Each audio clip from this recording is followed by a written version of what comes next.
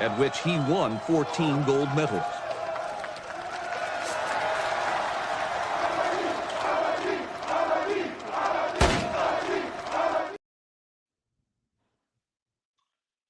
Hey, can somebody confirm if we're live? We are live. I just checked mine. Oh, we are. Okay, nice. Hey everyone, welcome to the fifth ecosystem call. This is the first time that we've stuck to the timeline that we initially thought about. So it's almost exactly 1 month after the first one. And yeah, as you all know, a lot has happened. So we'll try to go over everything. I'll just pull up the agenda for the call. Um, we'll start with some first movers update. We'll go on to the ecosystem wins, and we do have a lot of them this time round. Then we'll go to Allfather, who's the founder of Nexa, to talk about the state of the street trenches, which is a very, very hot topic right now. We'll go over what's been up in crypto Twitter. Then we'll have David from Eka to talk about everything beyond the TGE. We'll spill some alpha and then end with a very interesting new segment, which will be the product roast of Cetus. So I think we can get started. Uh, First and foremost, the disclaimer: we're not here as official corporate employees. We're here as Sui enjoyers. So yeah, just take all of the content for this call to be our personal opinion only.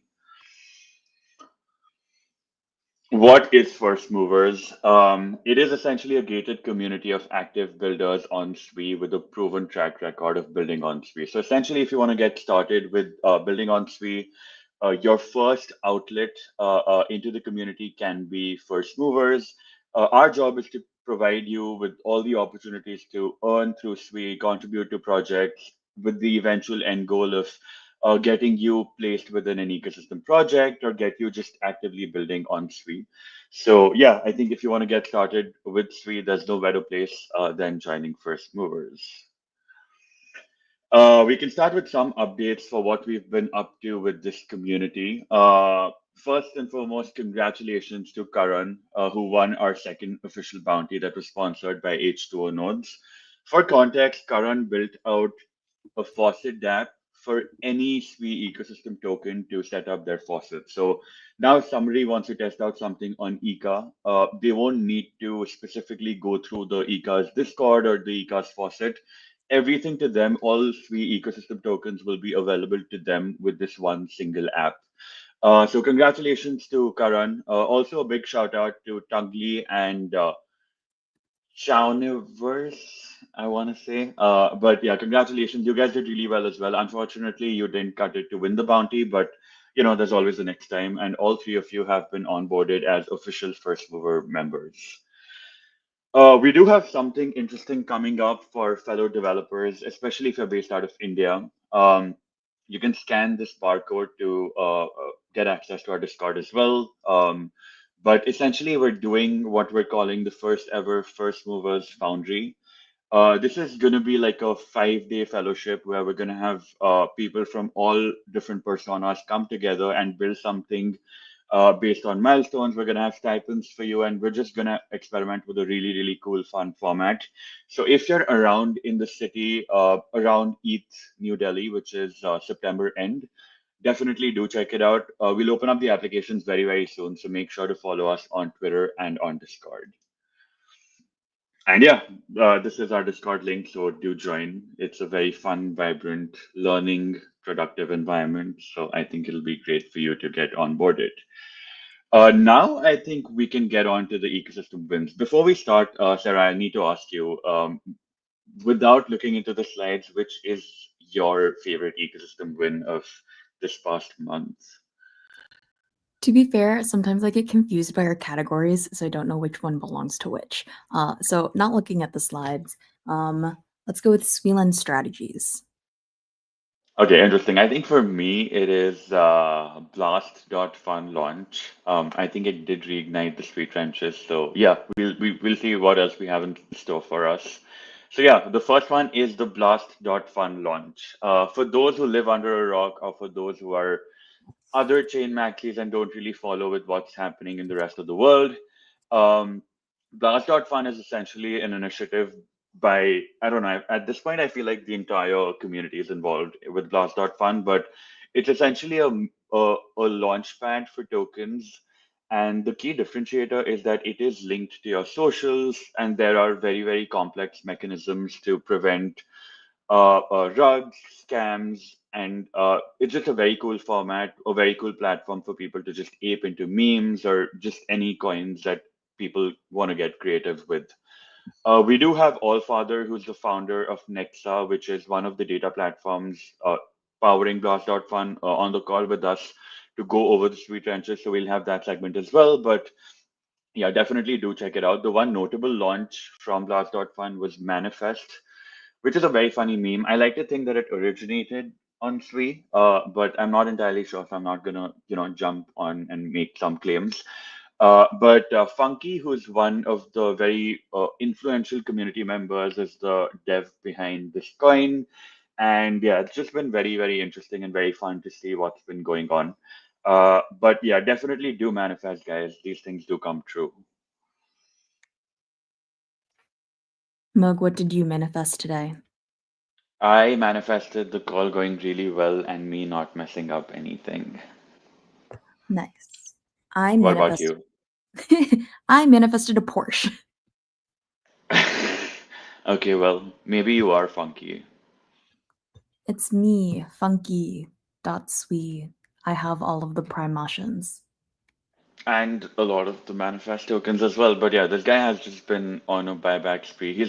I like to say he's like the Tommy Lee of the sweet trenches, but better.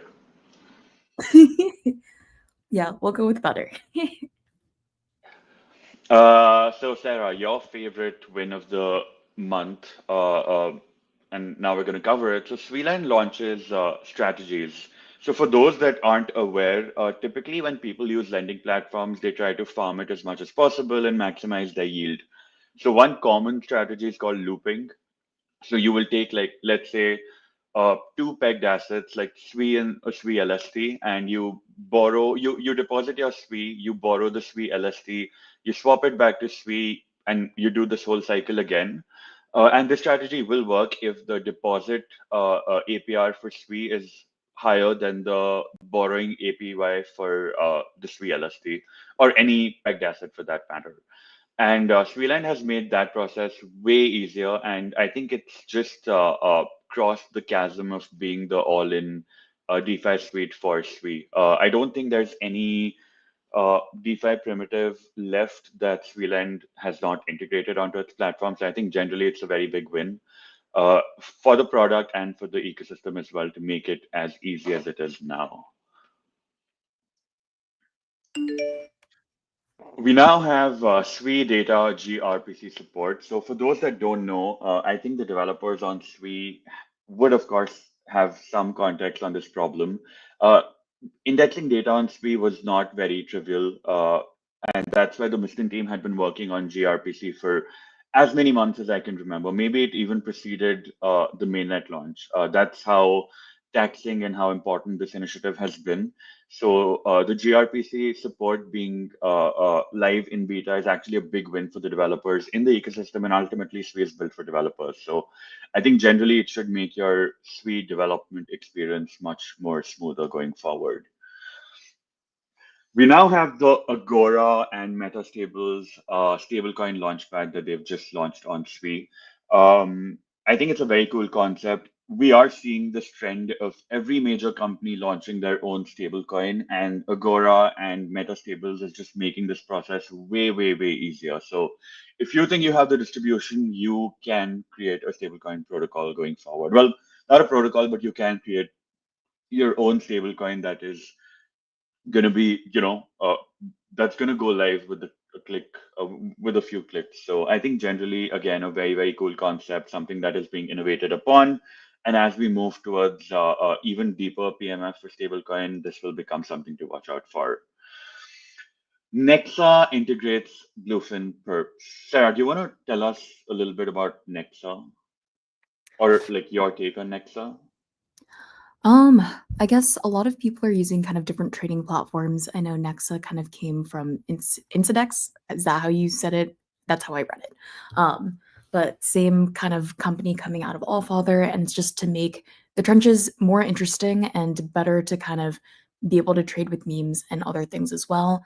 So it's really exciting to see them integrating into perps, since that's kind of a hot topic within DeFi.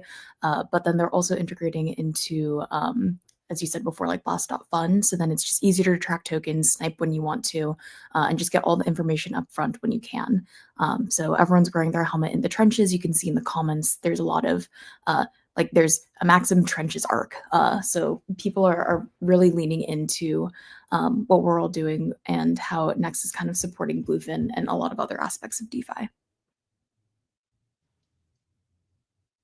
I guess one controversy to talk about is the Momentum Deed NFT sale. But the TLDR on this whole situation is that initially Momentum, which is one of the premier dexes on Sui, announced an NFT campaign that will essentially be like a pre-sale or allocation into their TGE whenever that happens. But the launch concept drew a lot of criticism from the community because the NFT was criticized for being overly dilutive with a 50,000 collection. But again, I think the big win here is that the Momentum team was very, very responsive to the criticism, and very quickly they did a turnaround where they completely revamped the whole program into more of like a giveaway instead of a fundraise. And within, I think, a week, they were able to spin up the refund portal, and everything just went really smoothly. So I think the win here is that Sui projects do indeed listen to their community, and whatever is being criticized, they do take that into account, and they turn stones very, very quickly. Yeah, a question for you. What are your thoughts on all of these teams releasing NFTs before like kind of big launches or before TGEs? I know Ika's done it, Momentum's done it, and I think the native team is also doing it with their Belieber collection. I think it's very interesting. I feel like it started with the Ika team with their whole Ika Chan initiative that was really, really well thought out. I think the portals, the dashboards, everything was just like a very good experience. I remember like clicking on the NFT and spending coins on it. It had like a very cool sound effect. So I feel like it was very on theme with what Ika was going for. The whole pre-launch being disguised as or rather pre-sale being disguised as you depositing money into the NFT was also very, very cool. Again, like these experiments will draw criticisms, and rightly so in many cases, but I'm all for experiments. I think generally it was taken really well. And I feel like Ika did start this meta of NFT backed pre-sales. But yeah, we do have a couple more to look forward to. So I'd be very interested in seeing how the other teams pull off. What are your thoughts? Um, I've seen a lot of the criticism on a lot of these being extractive because they're like, why do you need the money? I think one of the biggest things is probably their team understanding who's most excited about their platform from a loyalty standpoint, and that's especially going to be somewhat weighed in an airdrop. Like people that are the most loyal people to the platform, whether they're putting it into the platform itself, buying NFTs, interacting across kind of different engagements. I think typically that's what people who do launch tokens and platforms like want to see, is like very engaged people that are probably going to be around for the long term. So that's really what they're gauging. They're not trying to be extractive, but trying to get a measure of like who are our actual biggest fans. And I think that's just kind of something in crypto in general that people are always kind of concerned with, and that's why you see all these platforms around there that are trying to find like, here are your loyal fans, like here's their score of like loyalty, and it's not always a perfect system, but it's something or a way to actually track these metrics. Yeah, and I feel like generally the crypto audience is very spoiled as well. If it's a pre-sale, it is a pre-sale. Don't confuse it with an airdrop. It's meant like teams need money to run as well. So I feel like raising money should not be as looked down upon as it is in the current day and age.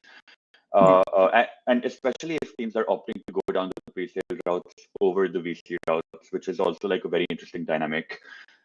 So yeah, I feel like again, like lots more education to be done on our end as well. But generally, I feel like that distinction is very important to be drawn.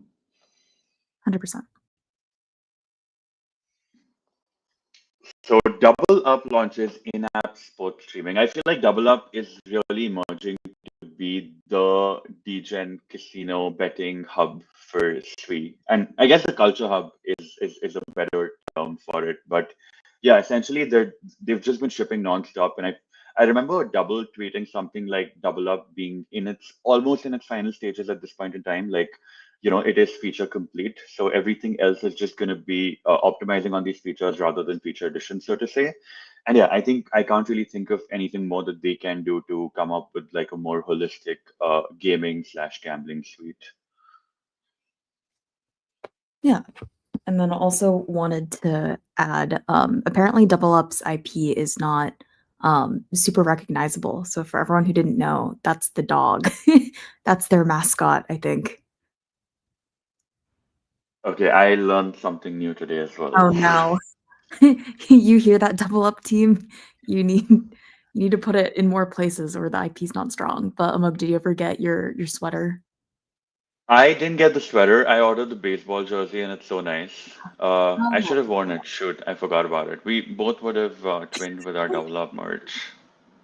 I would love for more teams to launch merch. I think it's kind of fun, and especially if we'll talk about it later, but if you launch on Shopify, there's some cool things that we all can do. I think collaborate together through the platform itself, and then add in some like Web3 kind of integrations. But yeah, I feel like the only thing missing with Double Up is like a very cool mobile app. It's kind of inconvenient on the web, but yeah, other than that, I can't really think much. Every single friend of mine who I've introduced to Double Up is just in love with those games, and I mean it in a very unhealthy way. But yeah, I think generally Double Up is really doing a lot for the community and really like focused on growing the pie. Yeah, agreed. Oh, one last thing on Double Up. I think that they're trying to take out some of the friction with like signing every transaction to make it a little bit more smooth too. So that's something to look forward to kind of abstract away more from the crypto. Yeah, I remember this thread. I think it was about pre-confirmations and people having to sign every single transaction when they're playing a game. But yeah, I feel like that for the experience would also elevate it by so much more. Off-ramp and on-ramp via USDC directly through Slush. I feel like, again, I feel the need to reiterate the vision for Slush, but it's not meant to be a typical conventional janky crypto wallet. It's meant to be a hub for retail to get into crypto. And I feel like this is such a big unlock. Now people can literally just go onto Slush, buy USDC directly onto their Slush wallets, and it's just such a seamless experience for any new person coming onto crypto, especially for like the traditional side of things. So USDC you can typically use for some normal payments as well in very, very selected places that hopefully expand rapidly over time. But yeah, again, just want to reiterate that this is such a massy retail-y thing that Slush has done now, and I feel like it does contribute to the overall vision of just making crypto more accessible and not keep it limited to like just the degens or the ones that are at the cutting edge of it. 100%. And now we get to onboard a lot more easily, or at least get friends to onboard easily. Astros, which is I want to say a spin-off or rather like a product from Navi. They've soft launched their pubs as well, and I think the official launch will follow up very, very soon. The platform is really cool. It's very, very intuitive, very seamless. I'm really glad to see more pubs or protocols coming onto Sui as well. I do like the picture at the top. It kind of reminds me of the Dune, the movie poster.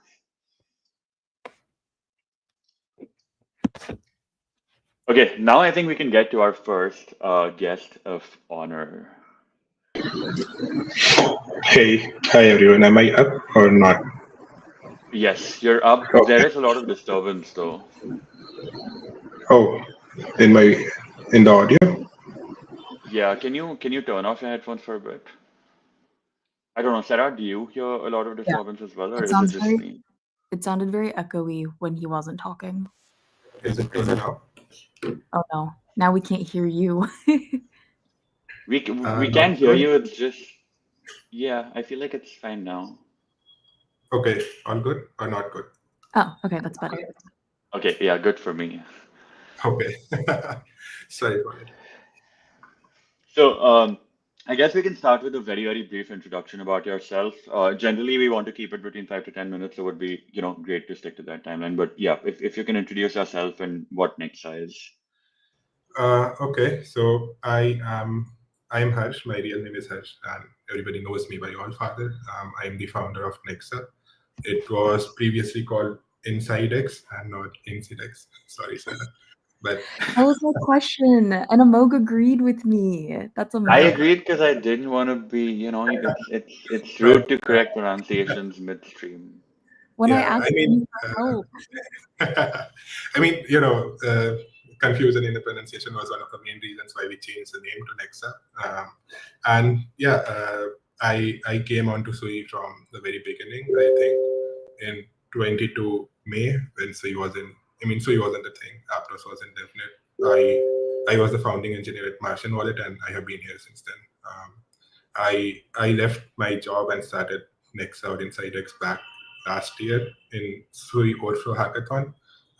Sui Foundation helped a lot in pushing InsideX and getting me onboarded onto Sui and all that. So thanks for that.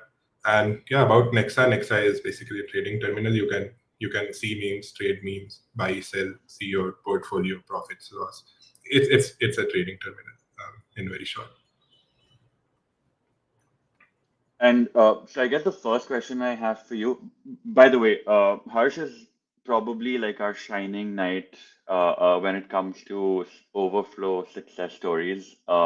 Like he said, like he started with a project with Overflow, and yeah, he did really well, and I'm glad you got the support that you needed. But yeah, I guess the first question that I had for you is, what are you doing, or what is Nexa doing to rev up the meme season on Sui? So there are a lot of initiatives which we have been taking. The best outcome which we have seen till now was the Blast Fund launch. We are building it together with GiveRep and Interest Labs, and Blast Fund's launch really did what we wanted it to do. Another initiative which Nexa is taking is the campaign which we announced last week. So the campaign it has 3 parts. First one is you post about your favorite meme coin, tag Nexa, and we'll just reward you for it, like the best 3 or 5 posts every week. Second part is Nexa. I mean, I can't say it publicly, like what it is, because my lawyers would kill me. But we are going to give liquidity support to the top traded meme coins on Nexa. And the third is we have launched a meme coin launch fund. So any new meme coin team launching on, so you can just DM us, contact us, and we'll help them with all the monetary and connections needs and marketing and all of that. And I guess since you're also a data platform, you do have like a very inside view of what's been happening in the trenches. So just wondering, like, do you have any thoughts on what are the keys to success for a successful meme coin launch? I mean, I would say just show the users green candles, show your holders green candles, and they would come. We need to have something like Bonk for Solana, or Degen for Base. We need to have a meme coin which shows that so he has the liquidity, so he has the community to actually pump a meme coin to hundreds of millions, and we'll automatically see good adoption from every other chain. Apart from that, I would say for a meme coin to be good, for a meme coin to be successful, there needs to be certain protections around snipers, certain like to good level of bundling from the devs, so you don't have a lot of supply circulating in the market because people are just dumb, and it's fine. People have to take profit. It's understandable. I do it too. So yeah, you have to keep the supply low if you are aiming for a meme coin which can go beyond $10 or $50 million in FTV. And other than that, just be vocal as a meme coin dev. Be vocal, be on X, be on Telegram, be on each and every social platform. Keep the charts pumping through dev buys, and never do a dev sell, because a dev sell marker on the chart would just kill it. So yeah, any good advice for anyone launching a meme coin: never do a dev sell. But yeah, that should be all. We have one question from the chat for you. Oh, I see it. When Allfather meme coin. I don't think it would be there anytime soon. I'm already on my crime arc. I have done too much crime shilling meme coin, shilling the volumes. People already hate me, but there won't be an Allfather meme coin. So I guess the next question is, you did mention that you work very, very closely with Bluefin. So I was just wondering if you can share more on what this collaboration holds. Yeah, so Bluefin actually helps a lot with us promoting the trenches, us promoting meme coin volumes and all that. Bluefin has also been supporting Blast.fun.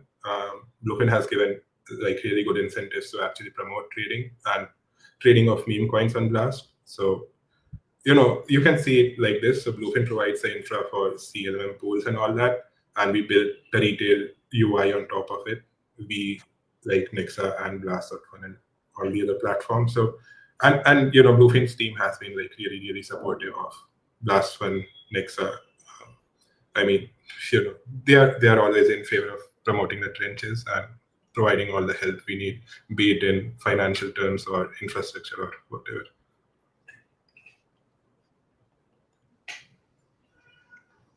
I guess one more question that I had was generally, like, how is the fundraising environment right now for crypto projects in general? Do you have a pulse on that?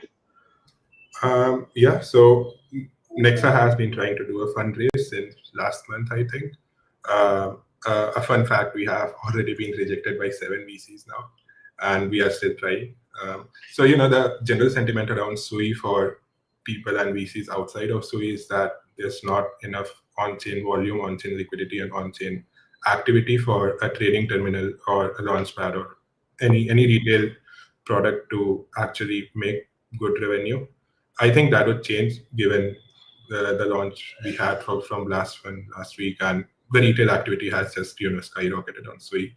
We are seeing hundreds of trades every second on Blast.fun. Like in peak hours, just on Nexa, we are processing around 30 to 40 trades every minute, which is really, really good. So yeah, I would say it's hard to do fundraise now because the volumes were low, and to be very honest, people outside Sui don't see that Sui has a lot of retail volume or retail activity right now. So for any retail facing platform, it's hard to do a fundraise.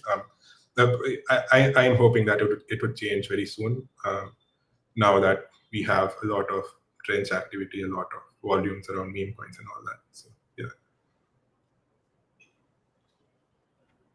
yeah. Just curious, is there something that generally the community can do to boost activity across Sui as well? Like, I guess just your thoughts as a builder. So I would say, it's not that the community has to do something. It's that the point should be that the community needs to do something, and we have the platform where they can do it.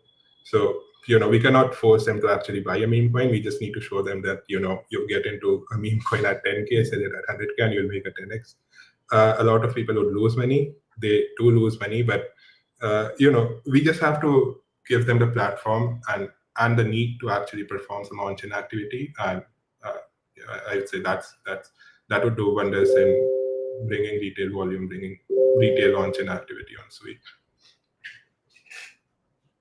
You did kind of allude to the next question I have as well, which is what is Nexa or Blast.fun generally doing to weed out these scammers and ruggers? So there are some really good features on Blast.fun which can keep out scammers. One of them is, the dev, the one who's launching the coin, can set that the only people who have their X verified on Blast.fun can buy the coin or sell the coin. So, there are no bots or no snipers getting in. They also have sniper protection. So, and, they also have the option that the dev can buy before everyone else. So, the dev can bundle the coins and keep the float low. For Nexa, what we are doing is, I would say, it's all on-chain data, and any on-chain data around any spot activity on Sui is available on Nexa. You can see who's buying what, how many coins the holder has. Is it bundled? Are there snipers in the coin? How much holding the sniper has? So it's again based on the users on what they make of the data. But I would say any and all on-chain data which is needed to point out scammers and snipers, it's available on Nexa. Nice. One question from the audience is how to become an Nexa ambassador. I would say Nexa is already at limits for ambassadors. We have a lot of good people now. And yeah, I mean, our socials are up, so we are not looking into onboarding new ambassadors at the moment. Okay, so the answer is not now, but again, like Yes. you'll make an announcement when you are. Okay. I guess the last question is, where can people see you in person? Is there an online event or like an in-person event that you're attending? I'll be in Singapore in Token 2029. Nice. So SweFest is the answer. Yes, SweFest is the answer. Yes. Okay, perfect. You heard it here first. If you want to meet with most of the Swe founders, I think SweFest would be a great avenue for you all to come into. And yeah, I think that's it from my side. Sarah, do you have any questions for Allfather? I guess from your perspective, who do you think would have the biggest potential to make the next best meme coin in the Swe community? Like I need to point out a person. Yeah, like one single Yeah. person. Like if you could point out like an ambassador or founder or anyone, like who would everyone get really excited about? My favorite person who can launch a good meme coin would be Aslan. And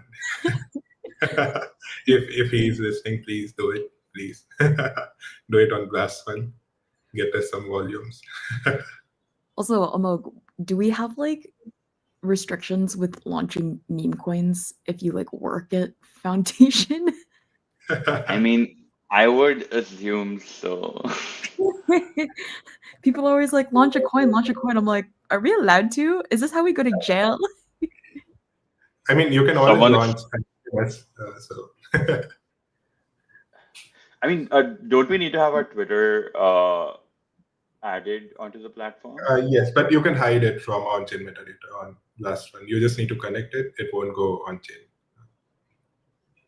Somebody said add an E. That I think that's the most obvious answer. Oh God.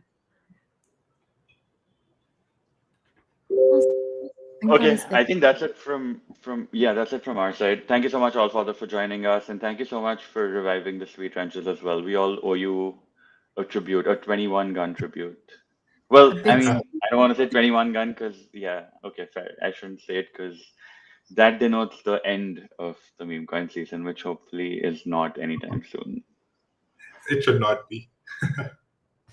Okay, all right. Thank you so much. I think we can move on to the next segment now. Thanks. Okay, Sarah, this is mostly you. This is my time to shine. Amazing. So we'll start on with our CT scan. This is our beautiful rendition of jail because Nexa and Blast Twitter got suspended. I think it only happened for a day, but then people were like, "Oh, like the cabal is working. Like they're trying to ban all the other accounts." It's like, you guys, I don't think other like projects care that much about like new ones. They want to see the Swe ecosystem growing. Like we only win if the pie is growing, not if people keep taking bigger slices of the same pie. So if anything, this is probably something that X was doing. They've been going on a banning spree recently. I think it's also to check if people are bots. Like if someone gets banned and they don't like fight it, then it might be a bot. But it's just been kind of funky in Twitter for a while. But they were banned for like a day and then they came back, so it was all fine. But I think that like really impacted their launch because they were supposed to launch in the next like couple hours or day. But you can now easily use both of them to trade memes, create memes. Looking forward to a lot of really interesting coins out there. I saw some Swe Boo Boo ones at one point and I was like, oh God. Was that you? No. I Was it you? have my doubts. No, it's not me. In fact, my alt got banned too, like right with Nexa and Blast. The one alt that I had fairly active also got blocked. So I'm very disappointed. Okay, well, I guess someday Amog's alt will launch a meme coin and we can all guess what it's called. My money's on Swe Boo Boo. If I want to point the blame on you and get you fired, then yes, it will be called Sweeboo. Okay, well, this call is recorded, and I will point them back to this clip.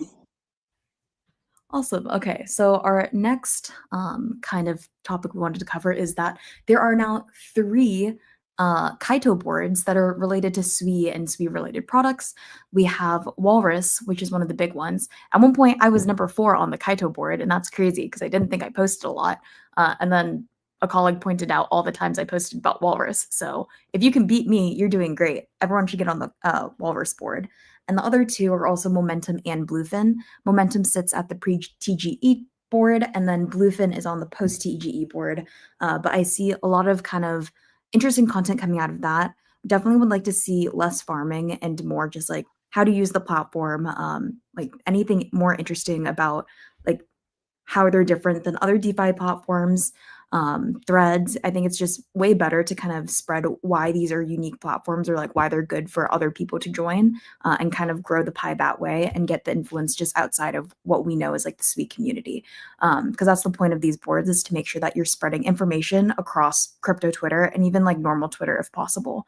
So the more viral content that using any of these 3 terms or words and projects, the better it is for SWE, and the better it is for you because you're incentivized to earn whatever the heck Bluefin and Momentum are giving out, and I think Walrus is USDC.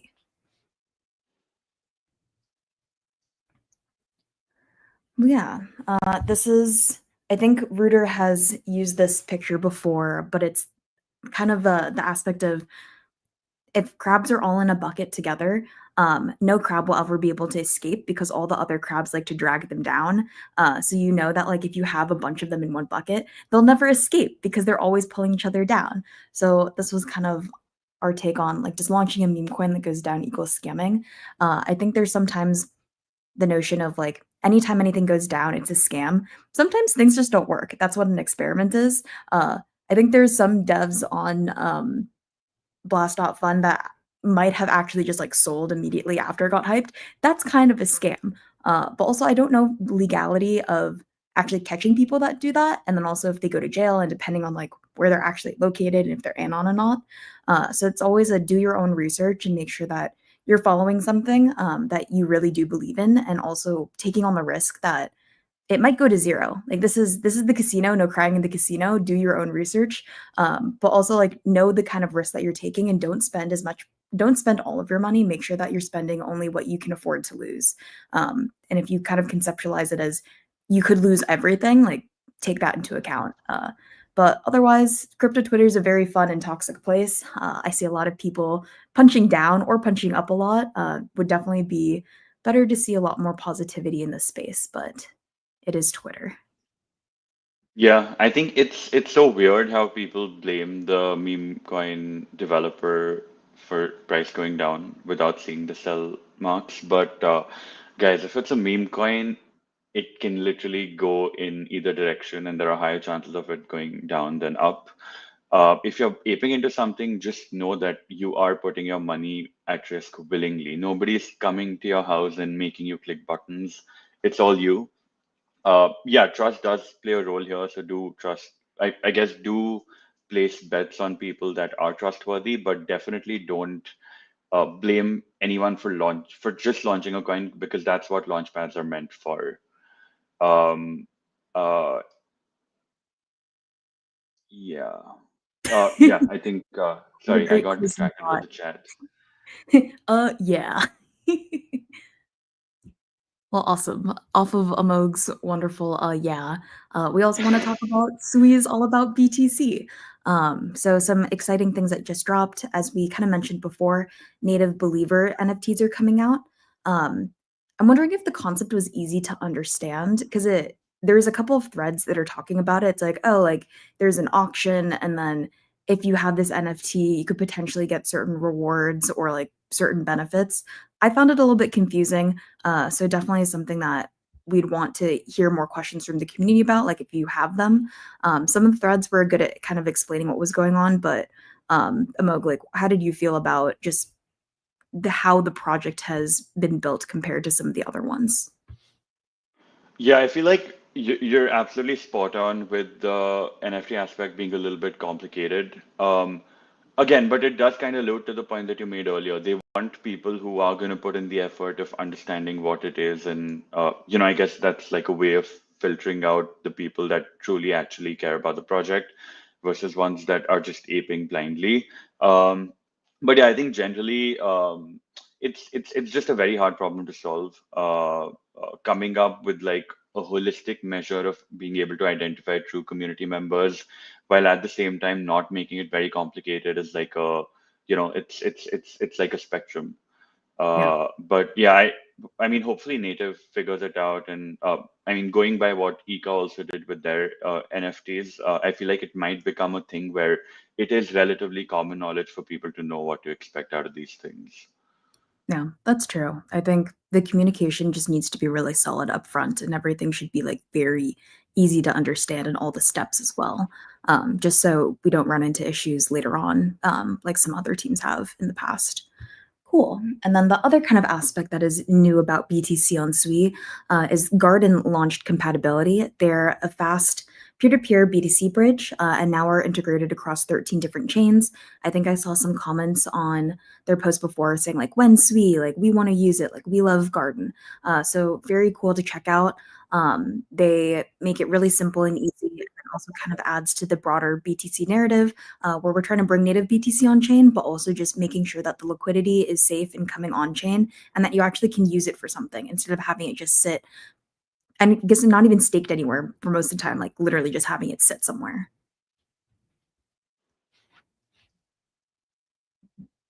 Awesome. And then we also saw a new launch last week. SweetPlay launched, and they're trying to say that they can spin up APIs, that you can get payroll immediately. Everything can go through Sui. They had kind of a viral launch in the Sui community. Adani was really excited about it, and a lot of other people gave it a lot of hype. Amog, are you excited about SweetPay, and would you SweetPay someone? I totally would. I feel like if it solves the problem of, I guess the paperwork or the paper trail associated with crypto transfers, and if it is something that can just be easily used for even like official records, then I think it's such a big unlock for not just for the Sui community, but for the whole crypto community as a whole. Because I know that crypto payments, despite of how easy it is to send it, administratively, it's still such a hassle to come up with the paperwork and do like the contract work for all such associated payments. So any platform that makes that experience simpler will just boost the adoption by so much more. Yeah, that makes sense. Do you see this as more like a person-to-person kind of transaction, or is it more businesses?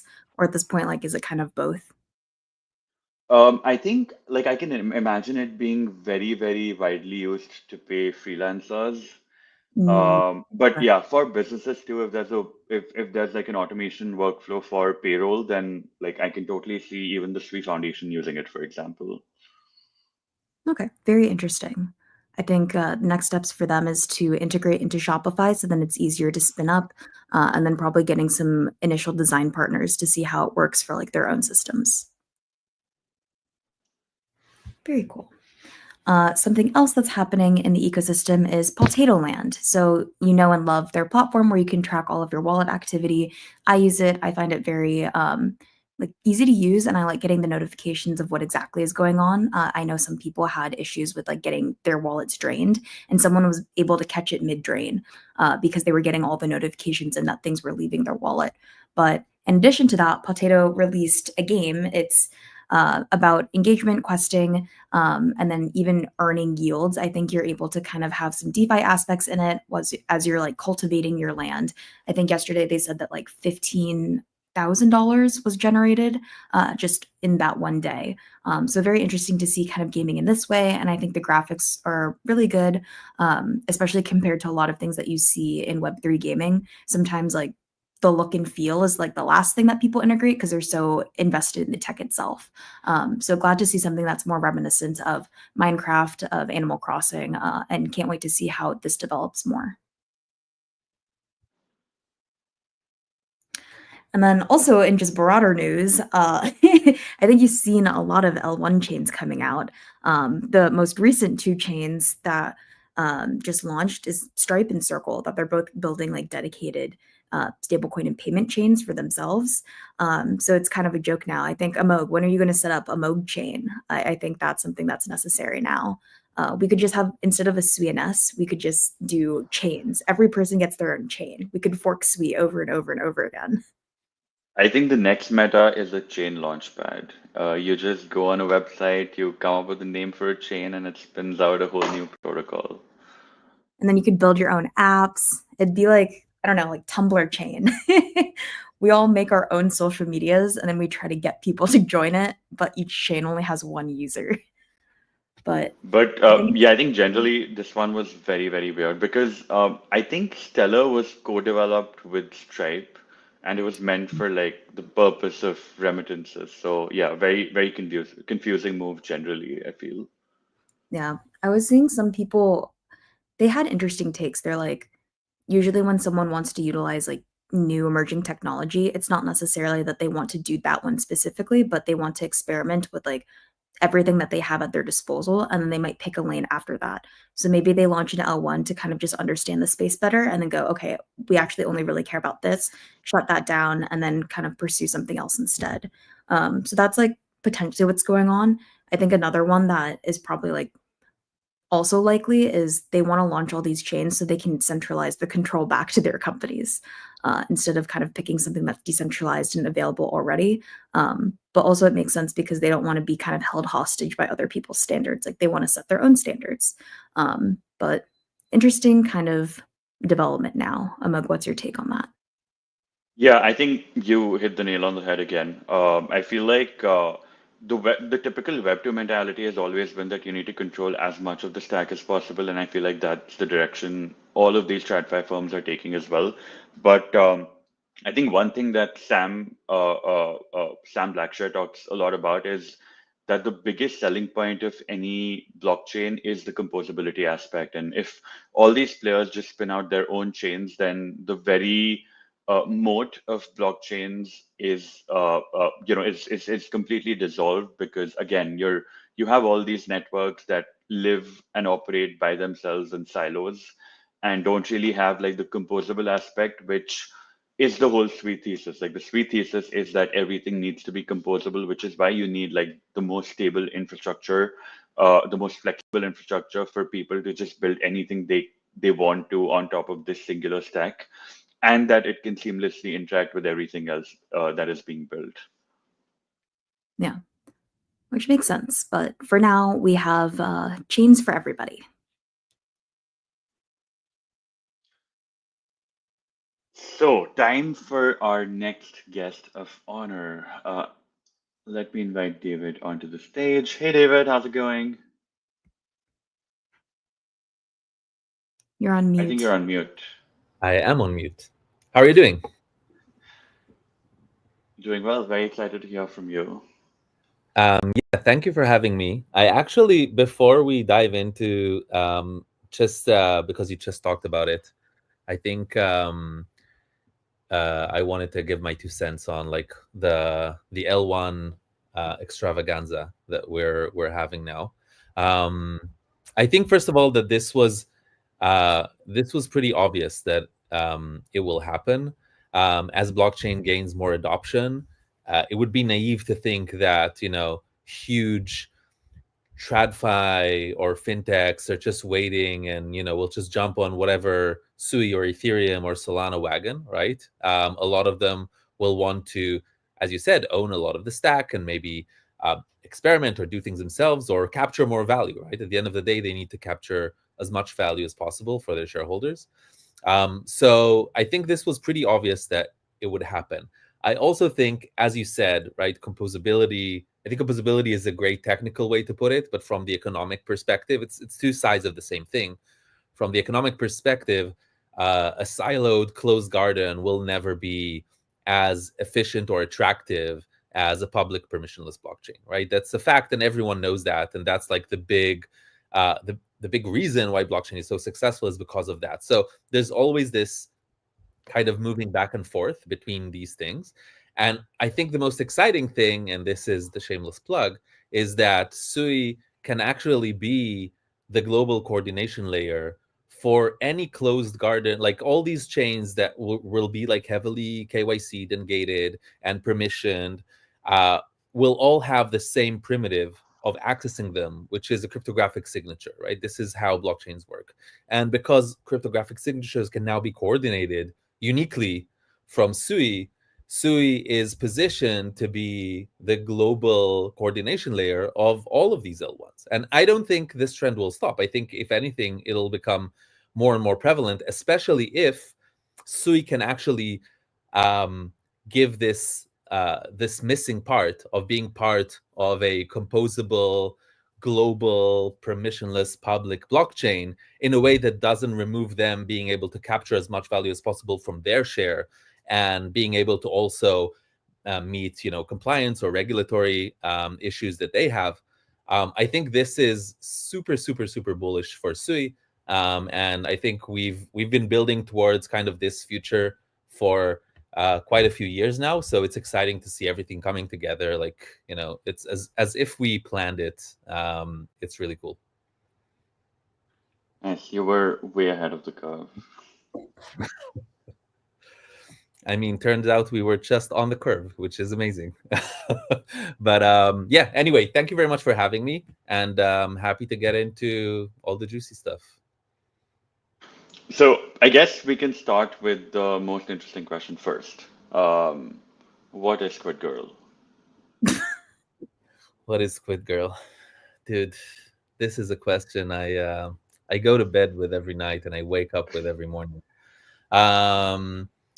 It is, I think this is actually one of the coolest experiments in crypto history, where we took what is probably one of the most like technical, complicated projects in crypto, and tried to do it, like have its public face to be as degenerate and as just completely wild as possible.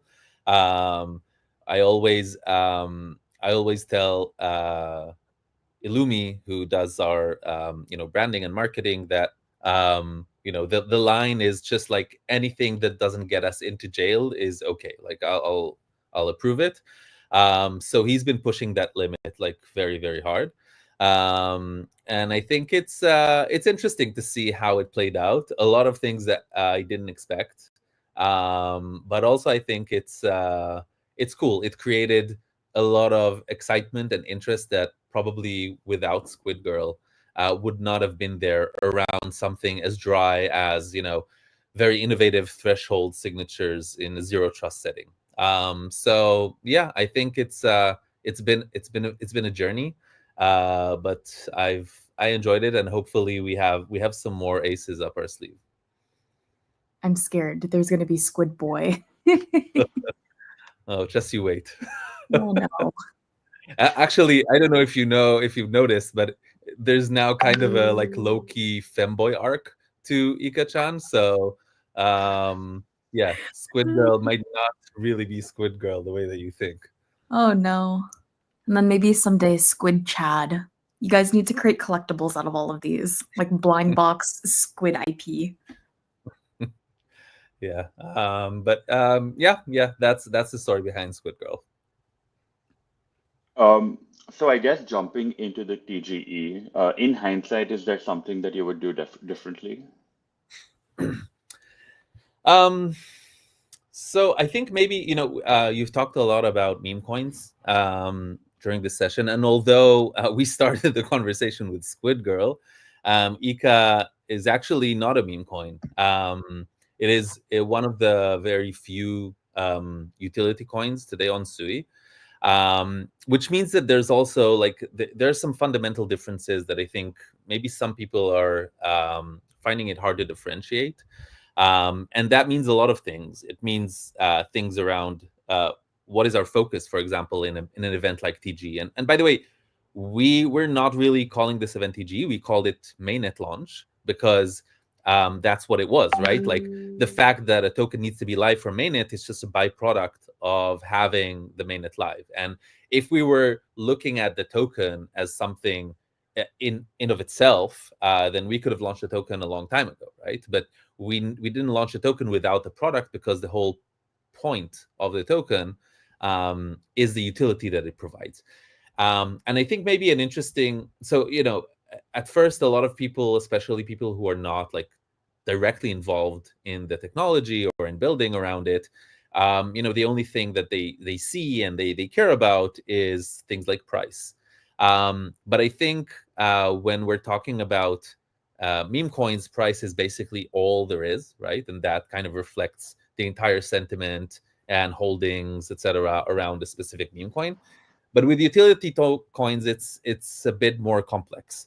If we take, for example, the largest utility token in Sui, which is Sui, when Sui launched, it didn't have a lot of activity or a lot of things live happening, but it still had value that reflected some speculation around the future value of the future utility of the token. And the idea is that over time, the speculation and the actual utility converge into what is the actual price, right? The actual price that is 100% based on utility. So even now, over 2 years after Sui's launched, it's still a lot of speculation because people think, oh, right now Sui, it's active. There's a lot of things happening, but in 5 years, it's going to be way, way bigger. So there's still a lot of speculation around the price, but eventually everything will converge to the actual utility that a certain token is providing. And I think with Ika, we're very, very early. So there's a lot of speculation. And I think the more important thing, or the thing that we're focusing more, is how do we get the utility up and to get people using the actual token in a way that is, again, through builders, right? Because it's an infrastructure token, in a way that this convergence of speculation and utility happens as fast as possible. And as fast as possible means a few years at least. But that's kind of the horizon, and that's how we're looking at it. So when we're looking at an event like mainnet launch, there are a lot of things that we did that we might have been able to do different, but in the grand scheme of things, I don't feel like it matters a lot. I think what really matters is bringing in builders, bringing in users, bringing in activity, and proving the actual value that the token and the product and the tech has. I feel like that's the thing that we and everyone else who is invested, right, not just economically but also emotionally in the Ika and the broader Sui ecosystem, that's what we should focus on. So in just one line, if you had to describe what Ika does, how would you go about it? That's it's a really tough question that I keep getting. I keep changing my answer, and eventually something will stick. We'll just be, oh, this is the answer I was looking for.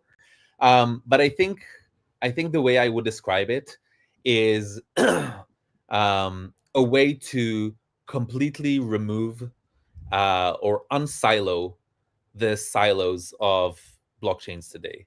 And I think this is kind of the core of what Ika enables uniquely, that you can't really have anywhere else. Is if you are building a Sui smart contract, if you're a Sui developer, you have an extremely powerful and flexible tool that allows you to completely dissolve these walls between different blockchains and to just treat native assets on other blockchains as if they were, on your own blockchain, without having to do things like bridging or derivatives, wrapping, things like that. So I think this is kind of the biggest thing, and there are a lot of ways that this can manifest itself. Throwback to Blast.fun. But I think that it can also be, people obviously go to things like Bitcoin, right? Or, multi-chain trading or things like that, which is also part of it. But I think, I just talked to George about how Ika can provide a proof of availability of a walrus blob to any smart contract on Ethereum or Solana or elsewhere, right? Like, there are all these things that this primitive of a signature can do that can dissolve these things, these barriers and silos between different silos. So I think that's, maybe it's a bit longer than one sentence, but that's kind of how I would describe it. David's like a multi-series book of an explanation. Yeah, I think that's it from us. Sarah, do you have any questions top of mind? Yeah, I think last question is, I think people are aware of Ika at this point. They know they can build really cool things, but what do you want to see built with Ika? Like, what are some of the use cases? Actually, I mean, this is cool because we didn't coordinate this, but this is maybe I'll drop some alpha. So tomorrow we are going to launch our RFP, or I should say our first RFP, which includes 12 different projects that I sincerely believe every single one of them can be huge, like, the next wave of unicorns.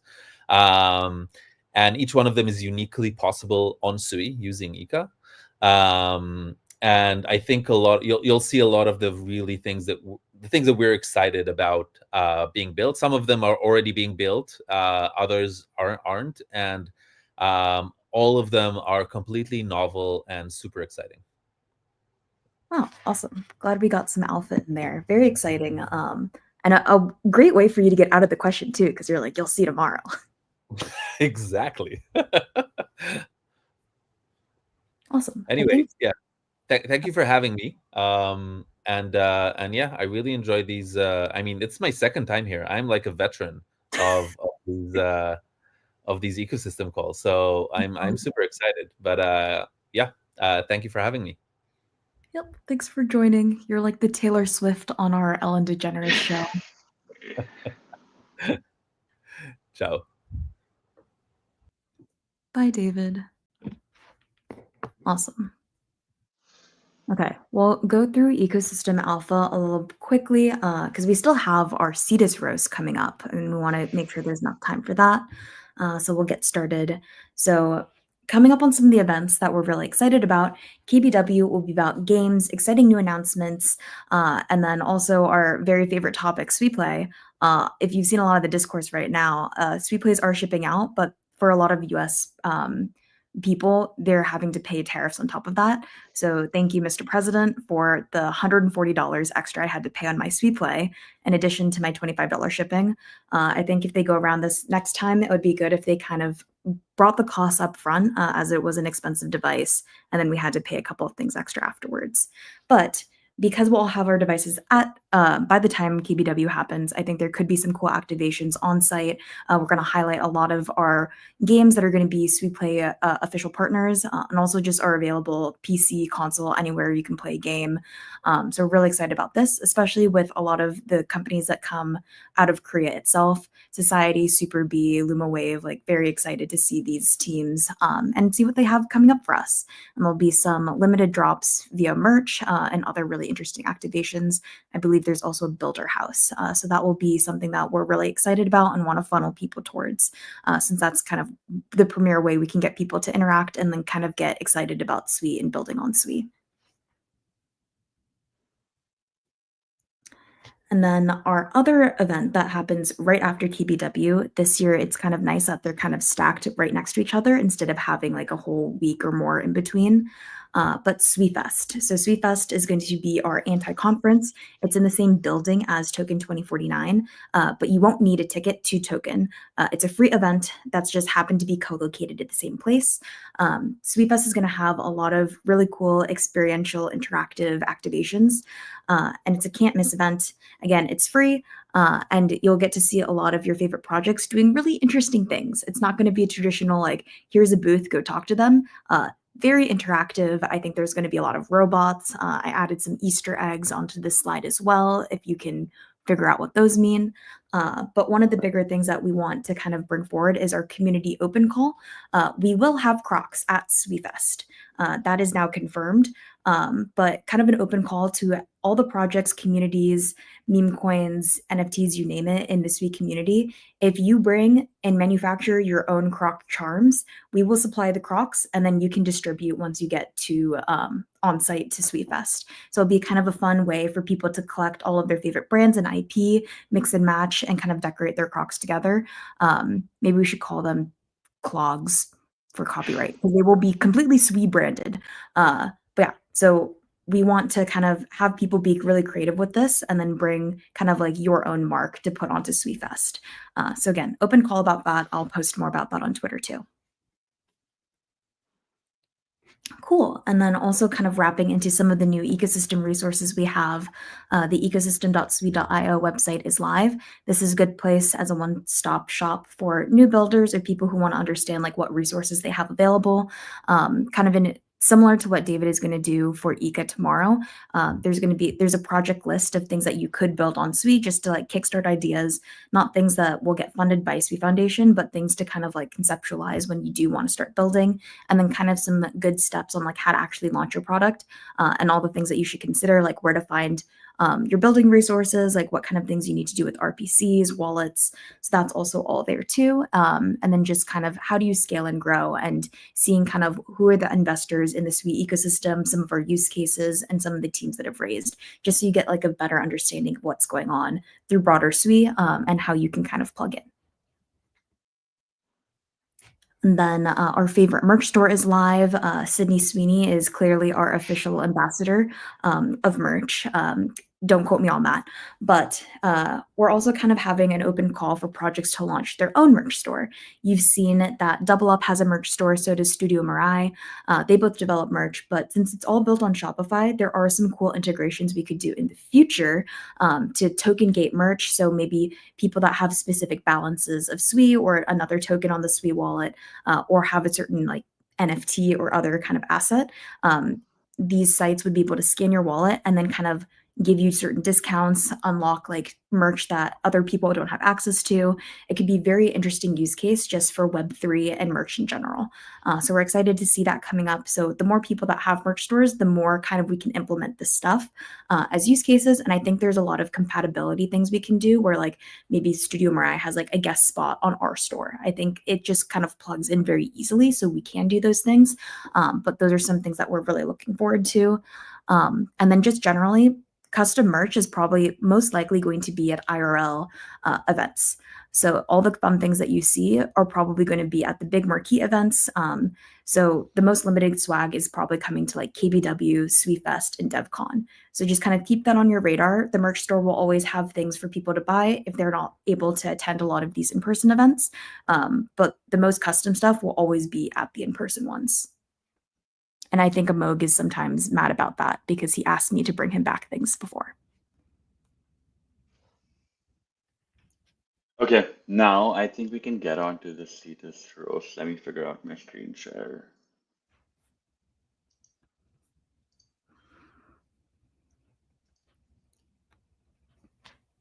It might just become a first mover's roast if we have too many technical difficulties.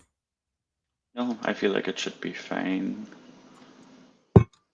Okay, Amazing. we can get started.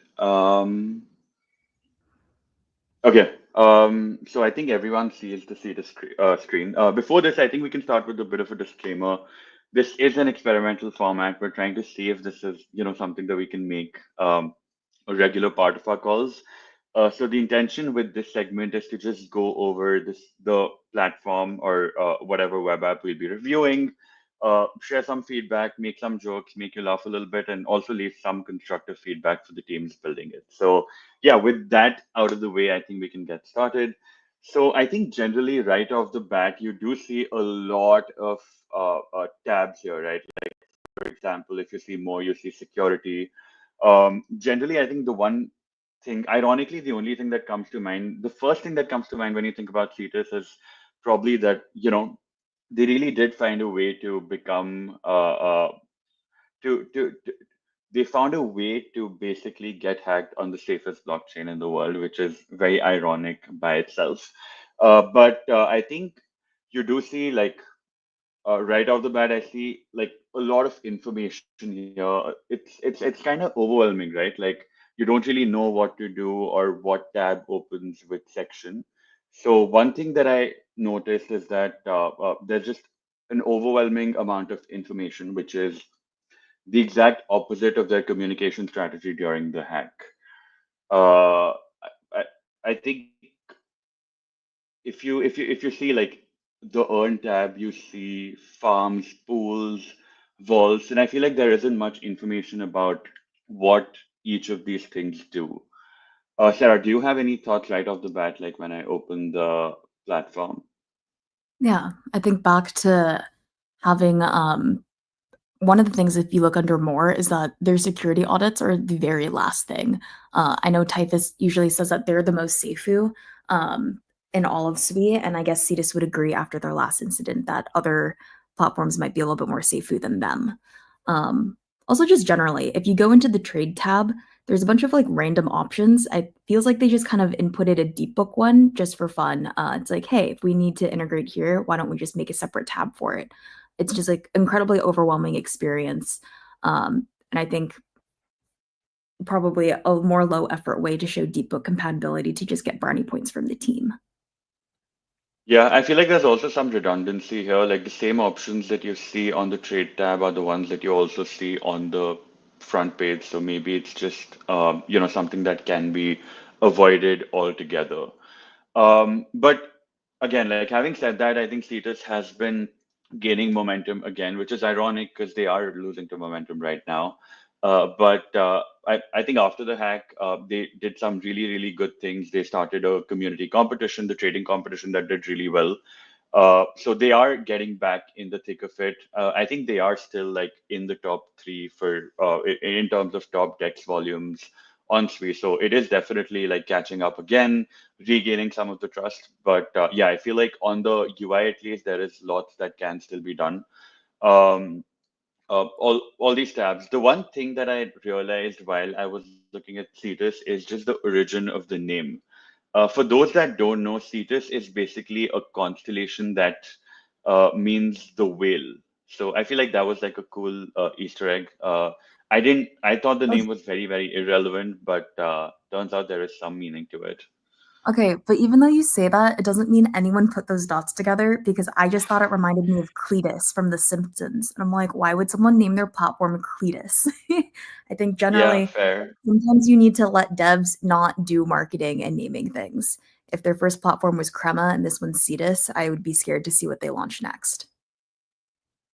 So I think before we move forward, the one thing I want to show everybody is just an overview of the DEX UI across SWE. So we have Cetus, and then maybe you don't notice, but I did switch tabs, and this is a different aggregator. And then maybe you didn't notice again, but I did switch tabs again, and this is a different aggregator. And I did it again. I think generally the UI is just so similar across all DeFi protocols on SWE that it seems like the Cetus smart contract is not the only thing that was forked, but their front end was also repeatedly forked.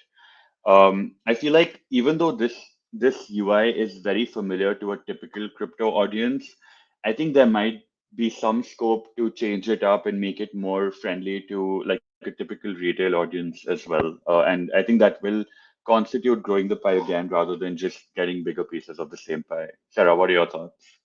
Yeah. At this point, too, I think their entire UX UI needs a rehaul, and they probably should eliminate like 95% of their tabs. Um, I think nothing is super accessible. Why have all these tabs when people just use swaps anyways? Just throughout the entire website and just keep the swap part. Um, Another thing that I saw is that on their vaults page, the vault page essentially looks like it's sponsored by Hidal. Every single vault here is powered by Hidal, so maybe it doesn't have any reason to live on the status page in the first place. Yeah, part of the kind of overwhelming aspect. It's like when you're in the supermarket and like there's 20 different kinds of tomato paste. It's like, which one do you want? It's like, what I really want is like 3 options, and those options all made really seamlessly. I think some protocols are trying to do more of that, like with Sweeland strategies, make it really simple for people to use. But just generally, like I think a lot of people find it hard with impermeable loss and then feeling like they don't know what's going on and that they're actually losing money. One big criticism I have for a lot of these is like, are these APYs even real? Like when you say it's something's like 100%, is that actually happening or are you actually losing money? Yeah, I do think there's also like it's ironic, but because I did say that there's an overwhelming amount of information, but there's surprisingly less information about pools and just like general user guides, which kind of makes me feel like, this platform is designed only for people that are very, very familiar with DeFi and crypto already. So again, like alluding to our previous point, that all these pages, all these platforms can be made more friendly to a new retail user coming on to using DeFi. And I know we looked at this, or like especially based on geolocation, there's some tabs I can't access. Like there's a 403 error under the launchpad. A Moog can like look at it, but it's like, why are there things that aren't even active on here anymore? That makes absolutely no sense, and it's probably a security issue, if anything. Oh, cool. You can't Yeah, see I it think either. no, I think I can. It might be geologged, but yeah, probably not the best to have it in like the global UI without any warning, because I think Sarah, being in the US, saw a 404, right? Yeah, or 403. So I don't know what was happening, 403, but it just okay. wasn't working. Well, if you But want yeah, to I on, think this page can also, yeah, we can definitely do without this page because it seems like these are all very, very old Launchpad pools that were launched, but I don't see any recent ones. So yeah, again, like I feel like there's a lot of redundancy, a lot of things that can be completely eliminated from the app to make the experience much more simple.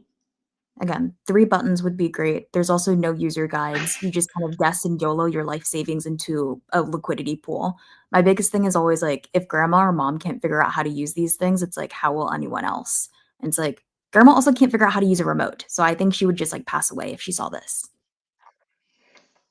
Yeah.